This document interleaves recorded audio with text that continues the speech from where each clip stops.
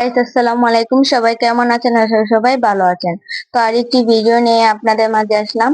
তো আজকে আপনাদের শেয়ার করব আলু দিয়ে কিভাবে আলুর স্টিক তৈরি করা যায়। তো আলুর স্টিকটা তৈরি করার জন্য ফার্স্টে মানে আম্মু আলুগুলো সিদ্ধ করে নিয়েছেন। তো সিদ্ধ করার পর এখন আলুগুলো থেকে যে খোসাটা ছিল খোসাটা ছাড়িয়ে নিলেন।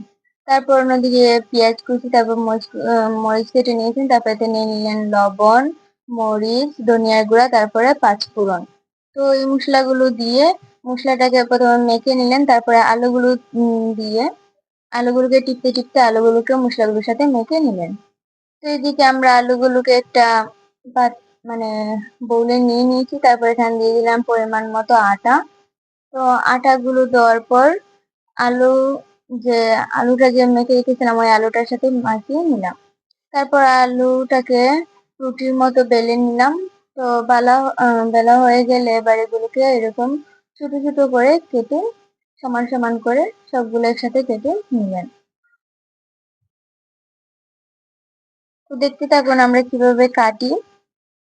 তো এদিকে আমাদের এগুলো কাটা হয়ে গেছে। এখন এবার চুলা পাইপেন বসিয়ে দিয়ে এবার এখানে পরিমাণ মতো তেল দিয়ে এই যে স্টিক গুলো আছে এগুলো দিয়ে দিলাম।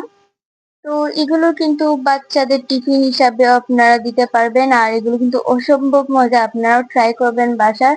তো এভাবে লাল লাল করে ভাজা করার পর আমরা এবার এগুলো খাচ্ছি। আজকে ভিডিও এই পর্যন্ত।